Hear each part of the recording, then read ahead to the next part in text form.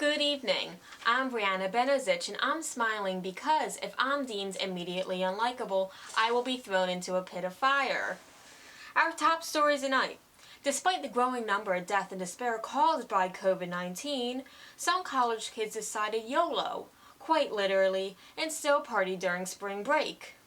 We're just trying to roll with we're just living for the moment. We're just gonna do what happens when it happens.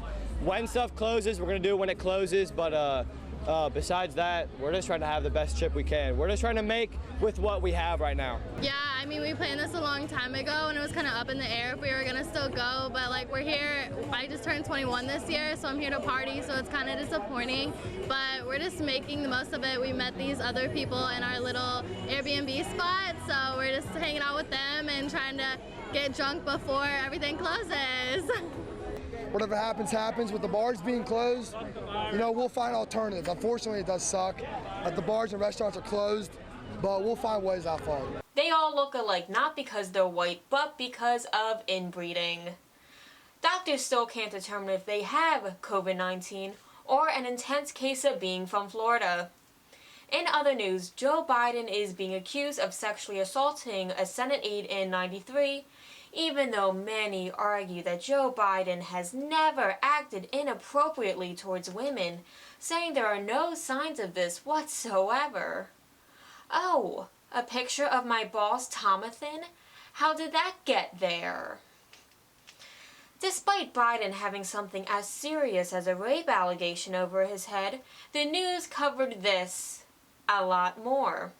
Because, as many quote, Bernie's just too aggressive. Some blame Sanders' image towards these feelings, but I blame anti-Semitism. Because if you ever went to a Jewish deli, you would know that Bernie is a fairly calm Jew. Back to the elephant in the room disguised as a donkey, Joe Biden. Despite Biden's recent allegations, clear dementia, disappearances, and looking like a melted popsicle, he is still ahead of Sanders by 30 points in the last national poll. And to this, Biden says, Why? hopefully in the incoming months, we don't have to choose between the heat miser and the snow miser if they will on your neighborhood watch list. In order to keep my likability, I'm told to always end with some good news. So here's a puppy.